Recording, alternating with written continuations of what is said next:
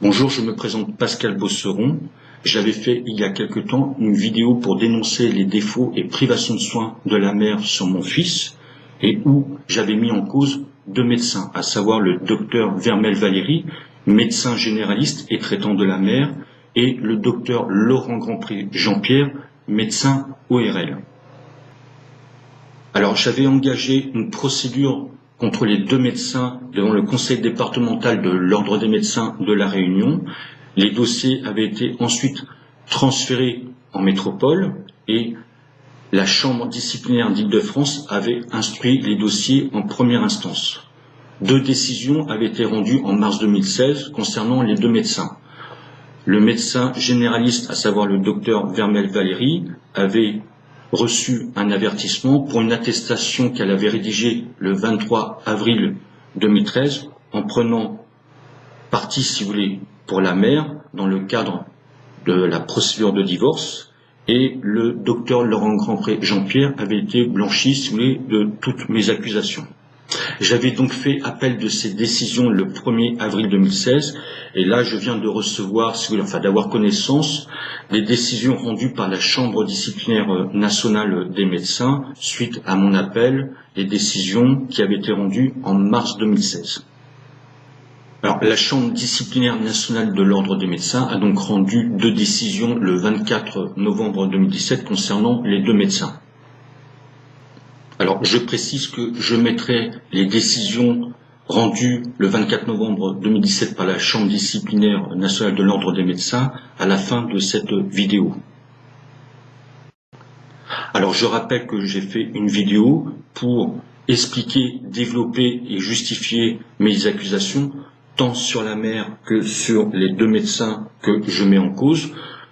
Je rappelle que la mère a fait régulièrement des défauts de soins, puis elle fera preuve de privation de soins dans le sens où elle fera échouer à 4 reprises une intervention chirurgicale nécessaire pour mon fils suite à ses apnées de sommeil, et les deux médecins, à savoir docteur Vermel Valéry et le docteur Laurent Grandpré, ont manigancé, si vous voulez, pour annuler l'opération initialement prévue pour mon fils, à savoir celle du 28 mai 2013.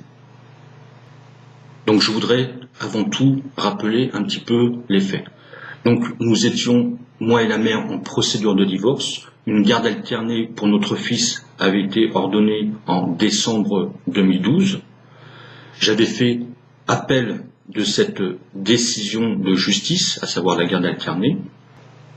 Une enquête sociale avait été réclamée par le juge aux affaires familiales. Le rapport d'enquête sociale qui m'est favorable sera déposé au greffe du juge aux affaires familiales le 5 avril 2013 et sera communiqué à nos avocats respectifs, c'est-à-dire le mien et celui de la mère, le 9 avril 2013.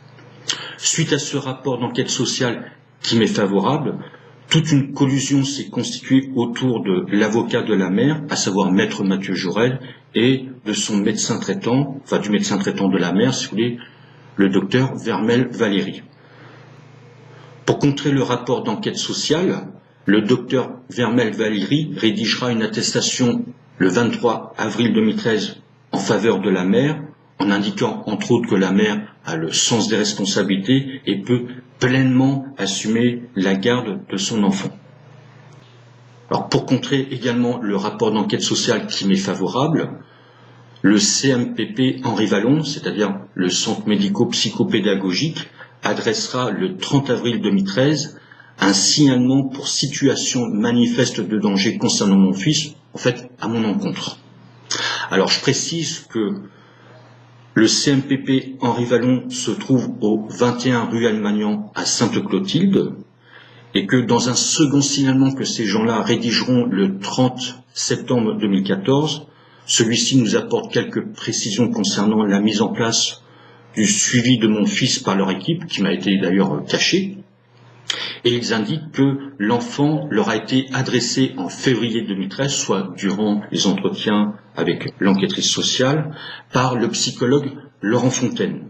Mais il faut savoir que le psychologue Laurent Fontaine se trouvait au 14 rue Almagnan à Sainte-Clotilde, donc à quelques mètres du CMPP Henri Vallon, et Il faut savoir surtout que le docteur Vermel Valéry, enfin son cabinet, se trouvait également au 14 rue Almagnan à Sainte-Clotilde. Donc tout cela pour dire que ces gens se situaient les uns à côté des autres, soit à quelques mètres.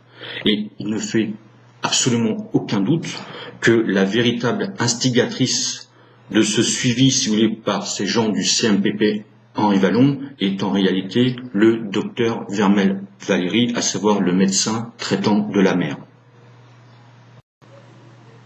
Alors mon fils avait régulièrement des problèmes de santé et tout début mai 2013, mon fils sera sujet à ce qu'on appelle des apnées de sommeil, c'est-à-dire des coupures de la respiration qui surviennent la nuit. Alors, j'obtiendrai un rendez-vous en urgence avec le médecin ORL, le docteur Pescatori, le lundi 6 mai 2013. J'avais donc averti la mère que je ne lui rendrais pas son fils le dimanche soir, à savoir le 5 mai 2013, dans le cadre de la garde alternée, mais le lundi 6 mai 2013, après ma consultation en urgence pour mon fils avec le médecin ORL Pescatori. La mère en profitera donc le dimanche soir 5 mai 2013 pour aller porter plainte à mon encontre pour non-représentation d'enfant, accompagnée de son avocat, maître Mathieu Jorel. Et dans cette plainte, si vous voulez, elle indique que son fils n'a aucun problème particulier selon un avis médical. Alors je rappelle que nous étions en garde alternée et que j'avais fait appel de cette décision de justice. Nous étions donc, si vous voulez, en procédure d'appel. Alors à travers cette plainte, déjà, on s'aperçoit que la mère est beaucoup plus soucieuse de me porter préjudice dans le cadre de cette procédure d'appel que de se soucier, si vous voulez, de la santé de son fils.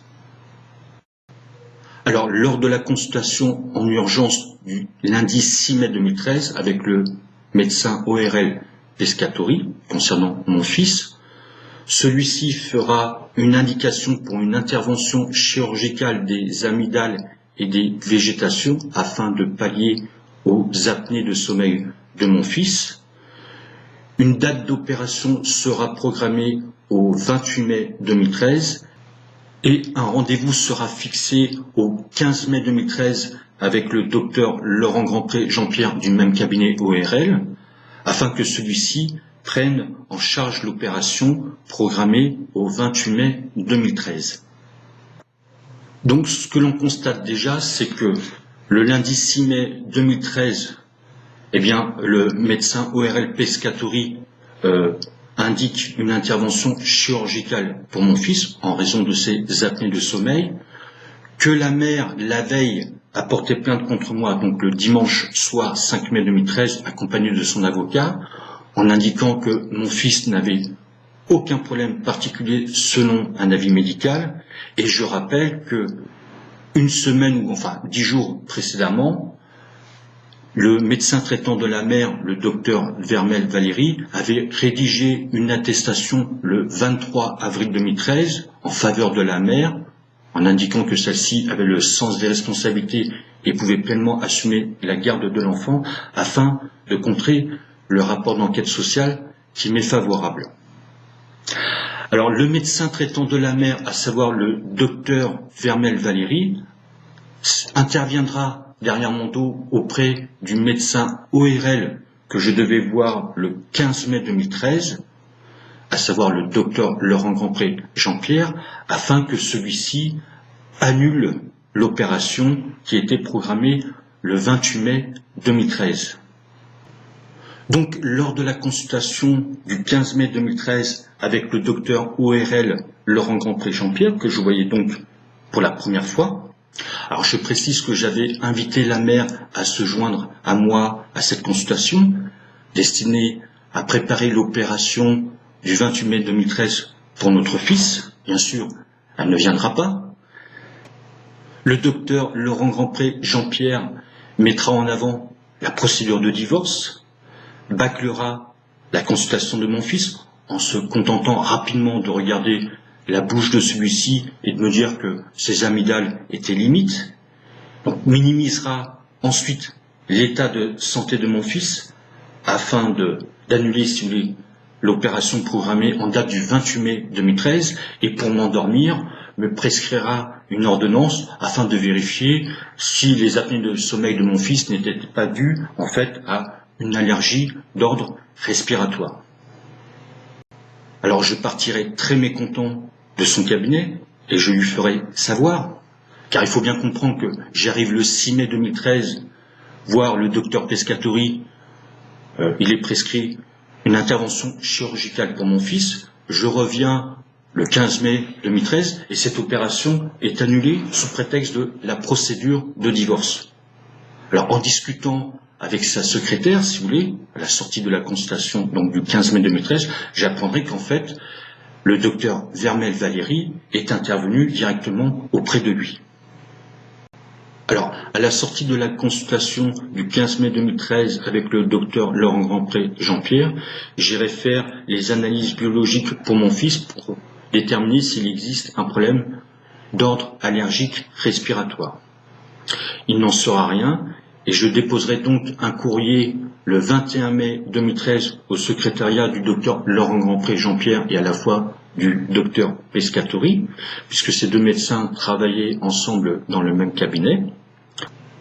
Et donc j'attendais un retour du docteur Laurent Grandpré Jean-Pierre vers moi afin qu'il réalise l'opération qui était initialement prévue pour mon fils le 28 mai 2013, étant donné que dans ce courrier du 21 mai 2013, je lui avais communiqué les résultats négatifs concernant les analyses biologiques pour mon fils. N'ayant pas de retour du docteur Laurent Grandpré Jean-Pierre suite à mon courrier déposé le 21 mai 2013 à son secrétariat, je ferai consulter mon fils le 29 mai 2013 par le docteur ORL Gaujon-Humbert. Alors je précise que lors de la consultation du 29 mai 2013 par le docteur ORL Gaujon-Humbert, je ne l'ai pas informé que mon fils avait déjà été consulté précédemment par deux autres médecins ORL, à savoir le docteur Pescatori et le docteur Laurent Grandpré Jean-Pierre. Le docteur Gaujon-Humbert réalisera un examen approfondi de mon fils puisqu'il effectuera une endoscopie nasale.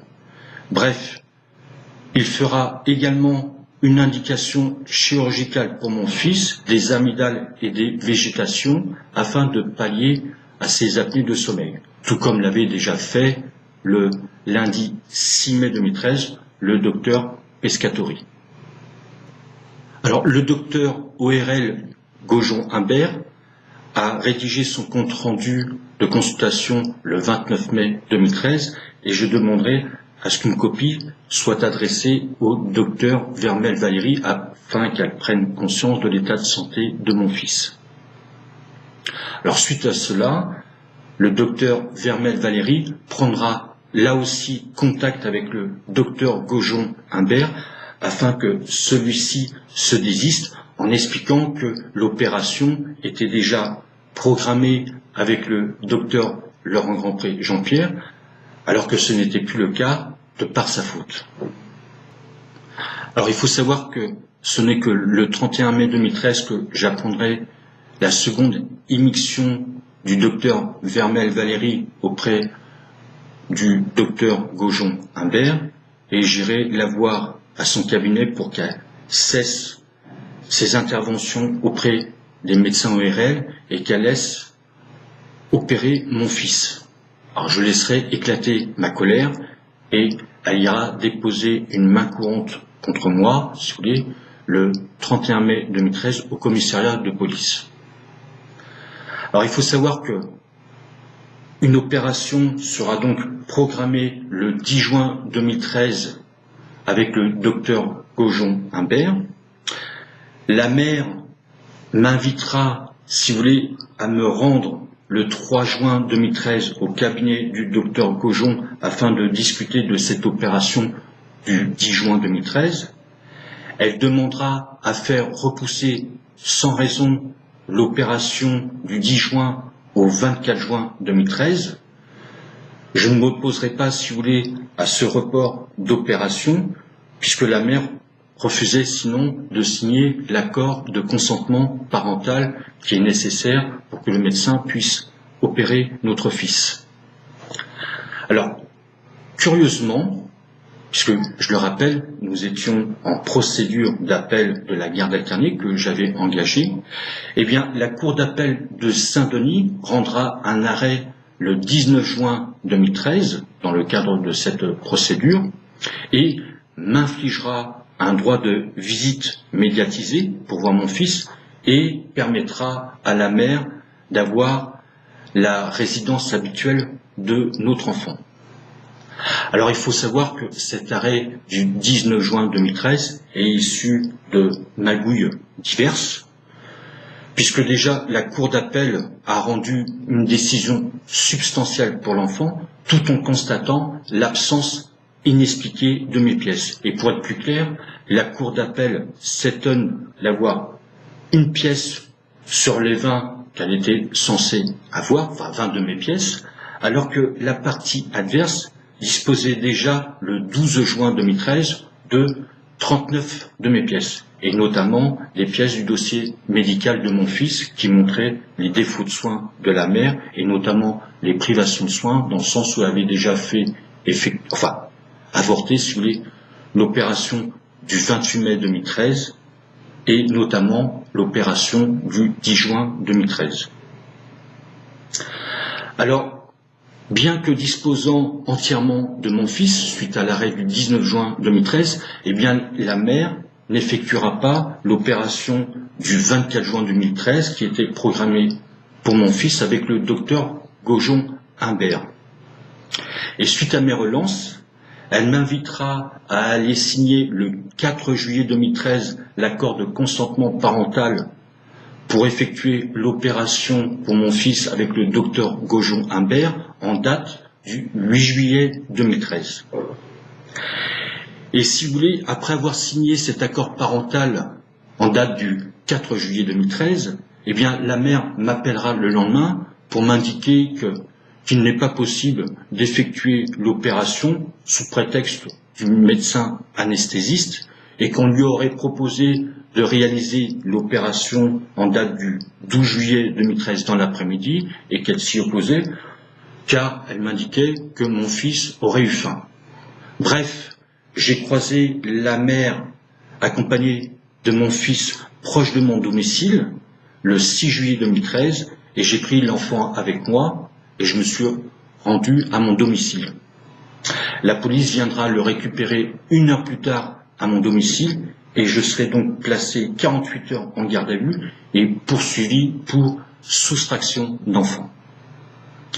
Alors il faut savoir que mon fils a été opéré le 16 juillet 2013, alors non pas par le docteur Gaujon-Humbert, mais par le docteur Laurent Grandpré Jean-Pierre, celui-ci qui avait annulé, n'oublions pas, l'opération du 28 mai 2013 lors de ma consultation avec lui le 15 mai 2013. Et cette opération du 16 juillet 2013 par le docteur Laurent Grandpré Jean-Pierre a été effectuée sous la volonté et l'impulsion du docteur Vermel Valérie, médecin généraliste, à l'initiative, tout comme la mère, d'aucune démarche auprès des médecins ORL. Alors, avant de présenter les décisions rendues par la Chambre disciplinaire nationale de l'Ordre des médecins du 24 novembre 2017 concernant donc les 2 médecins mis en cause, je me dois tout de même d'apporter certains éléments de leur mémoire. Ce qu'on appelle les mémoires, ce sont comme dans les conclusions, dans les procédures judiciaires, c'est-à-dire les revendications écrites. Alors, premier élément que je voulais mettre en avant, le docteur Vermel Valérie indique dans son mémoire, en page 5, il ressort des éléments versés au débat par M. Pascal Bosseron que l'enfant Vladimir, pourtant en bonne santé, était notamment vu les 4 mars, 17 avril, 29 avril et 4 mai 2013 par SOS Médecins. Donc en fait, le docteur Vermel indique que à ces dates-là, lorsque j'ai fait consulter mon fils, il était en bonne santé.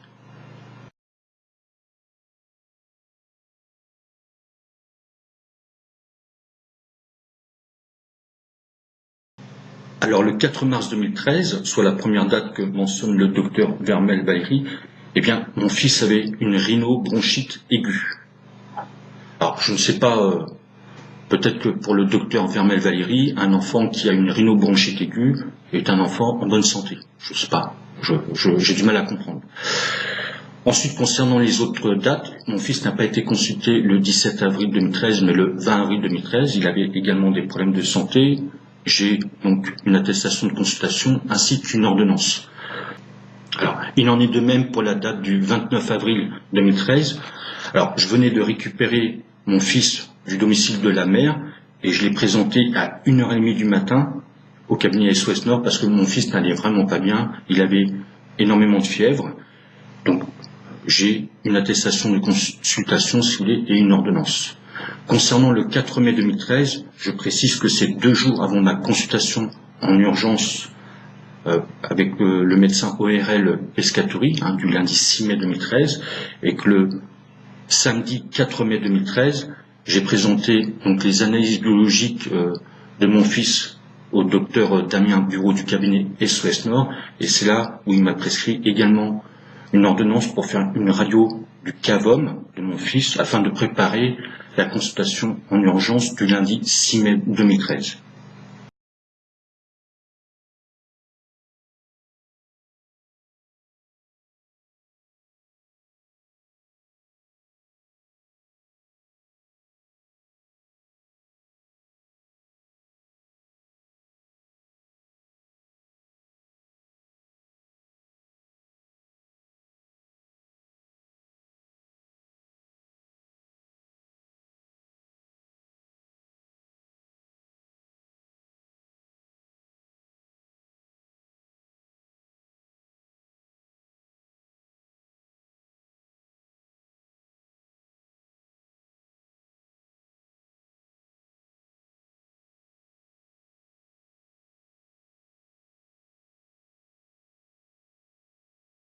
Alors, je précise que ces attestations de consultation ainsi que les ordonnances ont été présentées dans mes mémoires.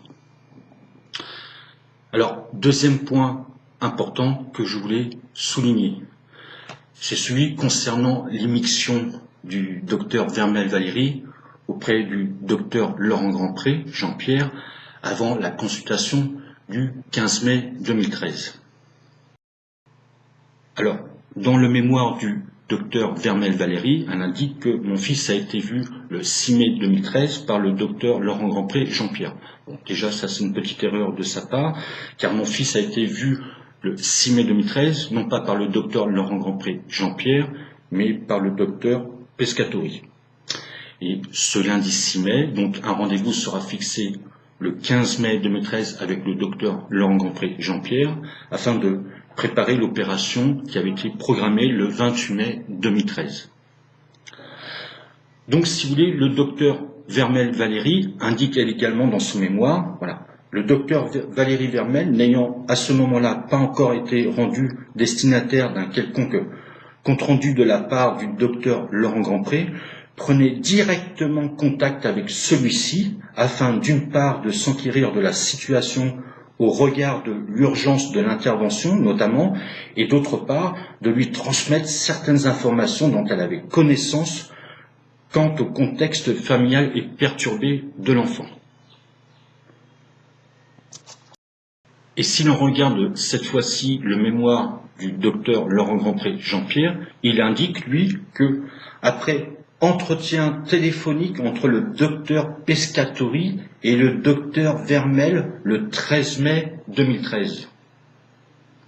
C'est-à-dire qu'en fait, ce que je veux dire par là, c'est que le docteur Vermel-Valéry indique qu'elle a pris directement contact avec le docteur Laurent Grandpré Jean-Pierre, et le docteur Laurent Grandpré Jean-Pierre, en fait, lui indique non, le docteur Vermel-Valéry a pris contact le 13 mai 2013, donc avant la consultation du 15 mai 2013, avec le docteur Pescatori. Donc nous avons déjà 2 versions différentes. Alors forcément, il y a déjà un des 2 médecins qui ment.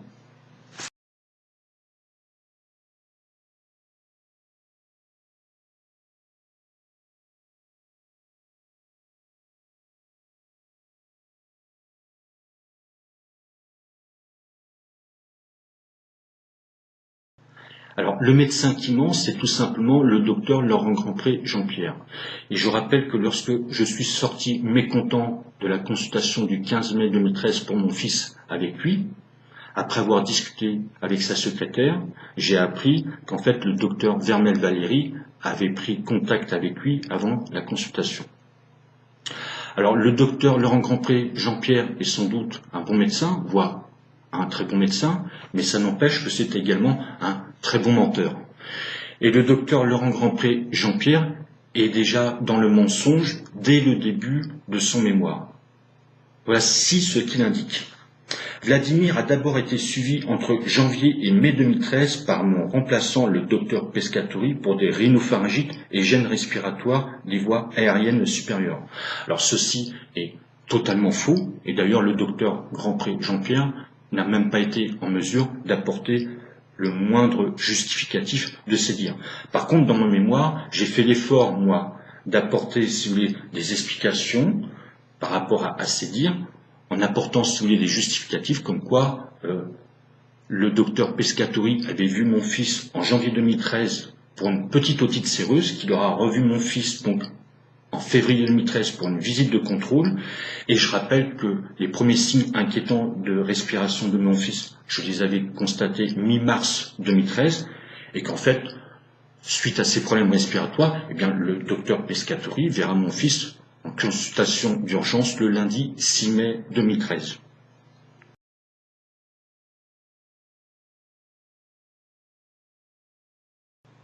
Alors, troisième point que je voulais aborder, c'est qu'est-ce qui a motivé le docteur Vermel Valéry à intervenir auprès du docteur Laurent Grandpré Jean-Pierre avant la consultation du 15 mai 2013. Et là, nous avons plusieurs versions.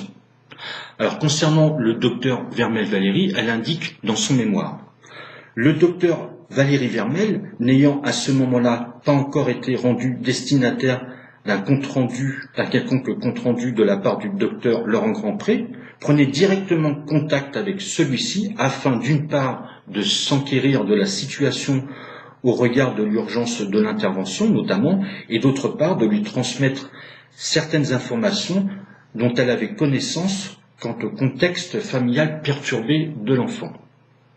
Et alors, ce qui est curieux, c'est que lorsque j'irai la trouver, après qu'elle soit intervenue cette fois-ci auprès du docteur Gaujon-Humbert, eh bien, elle déposera donc une main courante, suite à ma venue à son cabinet le 31 mai 2013, et dans cette main courante, eh bien, en fait, elle explique que elle aurait pris contact avec le docteur Laurent Grandpré afin de décider que l'opération soit réalisée durant les vacances scolaires. Donc, deux versions totalement différentes de la part du docteur Vermel Valéry.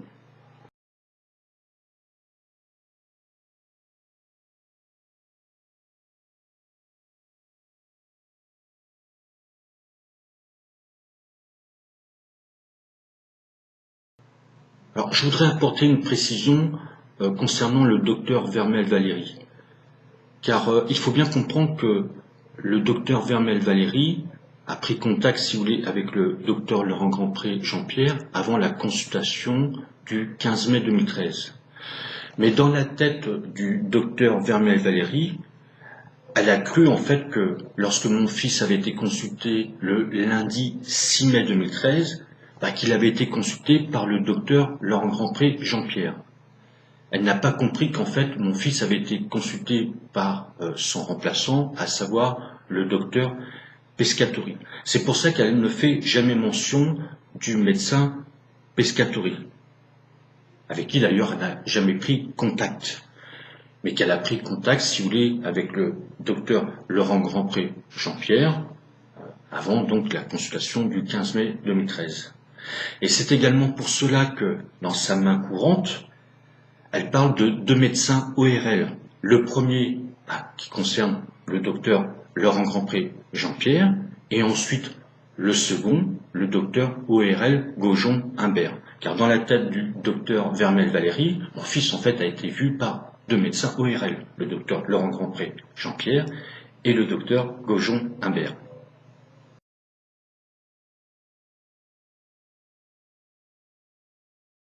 Alors, dans le mémoire du docteur Laurent Grandpré Jean-Pierre, donc là nous avons également une troisième version qui expliquerait l'intervention du docteur Vermel Valéry avant la consultation du 15 mai 2013.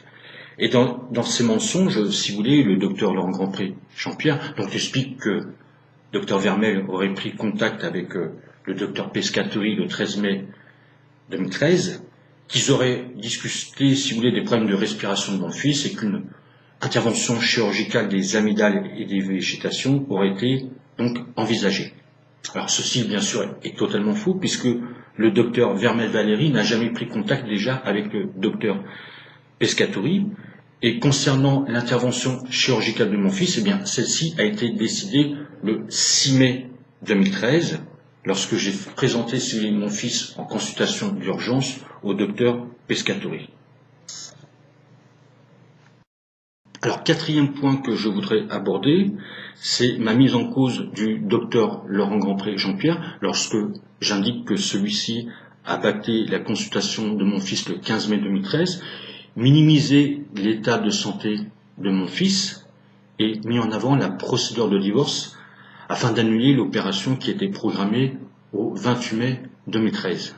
Alors, je rappelle que pour m'endormir, il m'avait prescrit une ordonnance pour vérifier si mon fils n'avait pas une quelconque allergie respiratoire.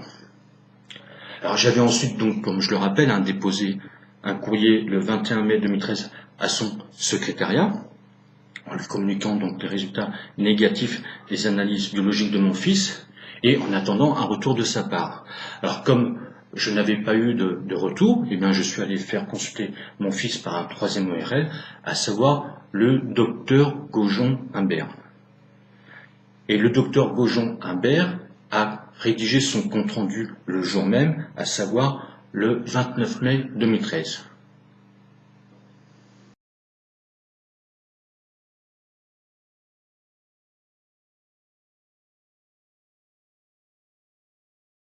Alors, le docteur Vermel, lorsqu'elle a eu connaissance de ce compte-rendu du 29 mai 2013 du docteur Gaujon-Humbert, eh bien, elle a pris contact avec lui, en lui faisant croire que l'opération était déjà programmée par le docteur Laurent Grandpré Jean-Pierre, alors que ce n'était plus le cas de par sa faute. Et puis surtout, c'est que elle avertira le docteur Laurent Grandpré Jean-Pierre. Alors celui-ci, si vous voulez, face à ce compte-rendu de consultation, et pour justifier en fait un peu l'annulation de l'opération qui avait été programmée le 28 mai 2013, eh bien, adressera un courrier en date du 6 juin 2013 auprès du cabinet SOS Nord Médecins qui m'avait, début mai 2013, demandé de m'orienter vers un médecin ORL en urgence. Et dans ce courrier du 6 juin 2013, eh bien, le docteur Laurent Grandpré Jean-Pierre indique que lors de la consultation de mon fils du 15 mai 2013, celui-ci avait des amygdales légèrement hypertrophiques mais non obstructives, donc autant dire que mon fils n'avait rien, tout en parlant à la fois à 2 reprises d'intervention chirurgicale dans ce courrier de quelques lignes en date du 6 juin 2013. Alors je rappelle que mon fils, au-delà de ses apnées de sommeil, qui avaient démarré tout début mai 2013, il avait régulièrement des problèmes de santé, surtout des rhinopharyngites, bronchites, poussées de fièvre, otite. Et si vous voulez, on a du mal à croire le docteur Laurent Grandpré Jean-Pierre lorsqu'il indique que celui-ci avait des amygdales légèrement hypertrophiques et non obstructives, alors que le docteur Laurent Grandpré a montré à de multiples reprises qu'il mentait déjà dans son mémoire, et puis surtout lorsqu'on voit le compte-rendu du 29 mai 2013 du docteur Gaujon-Humbert qui est diamétralement opposé.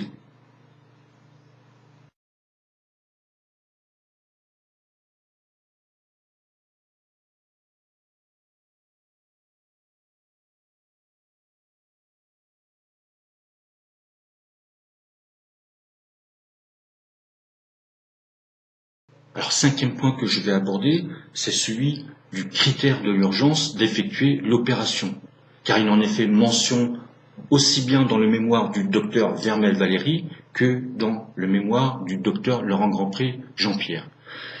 Et dans le mémoire du docteur de Valéry Vermel, il est indiqué Le docteur Laurent Grandpré, considérant alors à juste titre qu'aucune urgence n'imposait une opération dans l'immédiat, décidait de prendre ce contexte familial en considération et de repousser l'opération initialement prévue le 28 mai 2013.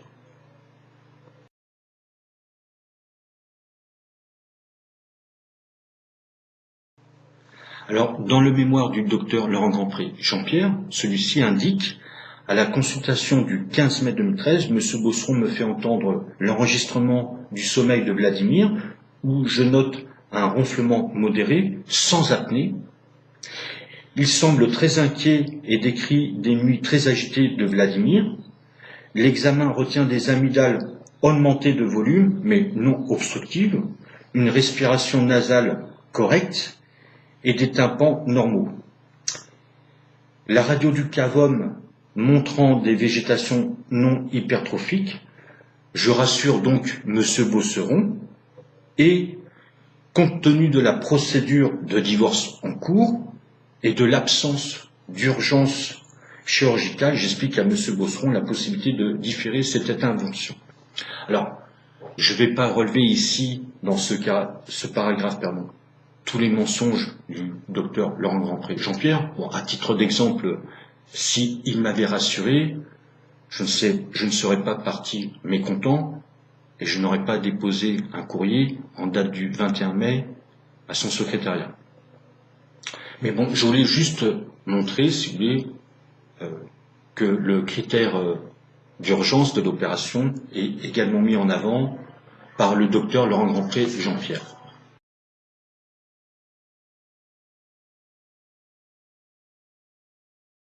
Alors, je rappelle tout de même que lors de la consultation du 15 mai 2013 avec le docteur Laurent Grandpré Jean-Pierre, j'étais en garde alternée concernant mon fils, que j'avais fait appel de cette décision de justice, mais surtout que je venais de bénéficier un mois auparavant d'un rapport d'enquête sociale qui m'est favorable, et je peux même aller plus loin, puisque je peux dire que l'enquêtrice a décrit le comportement de l'enfant en présence du père et de la mère, et qu'elle indique que l'enfant qu'elle a vu en présence de la mère est totalement à l'opposé de celui qu'elle a vu avec le père.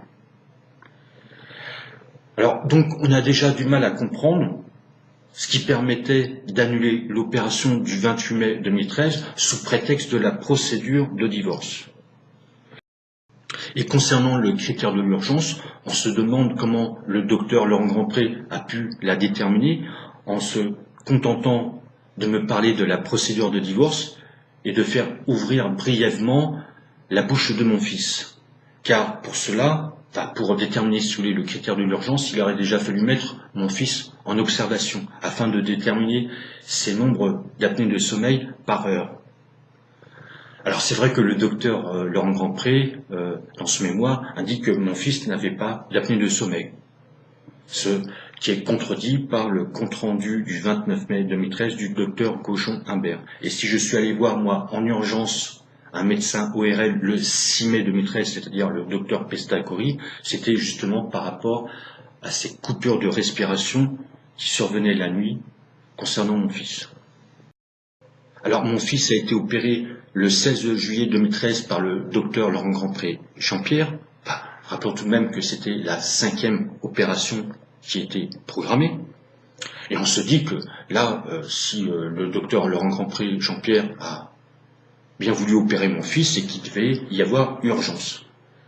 Et voyons ce qui a déterminé, enfin ce qui a déclenché le fait que le docteur Laurent Grandpré Jean-Pierre opère mon fils. Et la réponse, on la trouve dans son mémoire.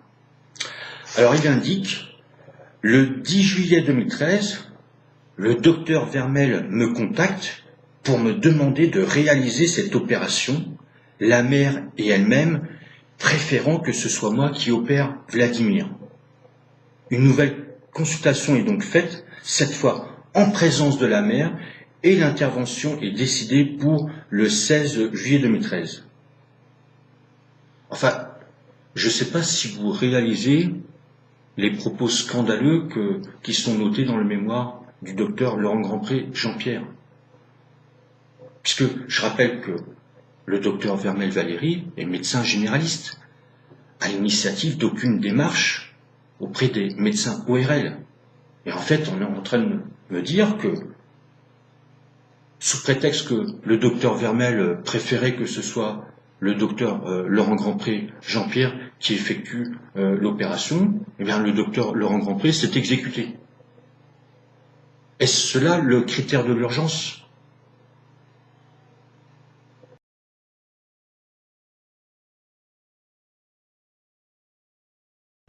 Alors, moi ce que je constate, ce qui a eu lieu, si vous voulez, c'est que déjà la mère a menti dans sa plainte du 5 mai 2013 sur l'état de santé de mon fils, parce qu'elle indique que celui-ci n'a aucun problème particulier selon un avis médical, que la mère fera échouer à 4 reprises l'intervention chirurgicale nécessaire pour son fils, que la première opération était programmée le 28 mai 2013, que suite à l'intervention du docteur Vermel Valérie auprès du docteur Laurent Grandpré Jean-Pierre avant la consultation du 15 mai 2013, eh bien, l'opération du 28 mai 2013 sera annulée.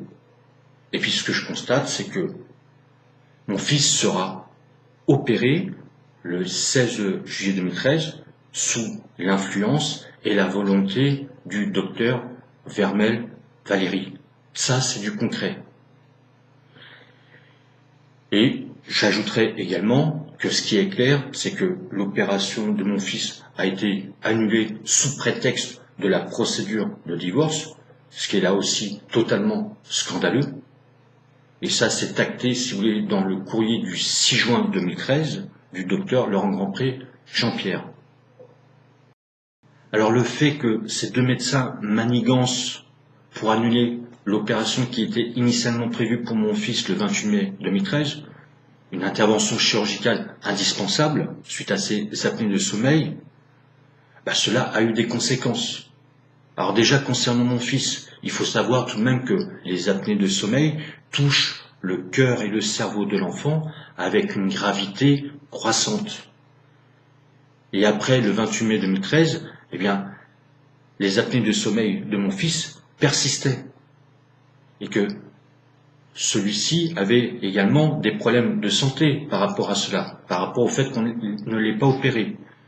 À titre d'exemple, il avait une otite aiguë le 16 juin 2013, il en aura une autre dès le début juillet 2013, et c'est la raison pour laquelle d'ailleurs le docteur Gaujon avait décidé d'élargir le champ de l'intervention chirurgicale du 8 juillet 2013, que la mère ne fera pas réaliser non plus, malgré l'accord de consentement parental qui avait été signé le 4 juillet 2013. Et puis je rappelle que suite à l'annulation, si vous voulez, de l'opération du 28 mai 2013, ainsi que les autres, eh bien à un moment, je serai contraint de prendre mon fils avec moi, et je serai donc poursuivi pour soustraction d'enfant et condamné par rapport à cela.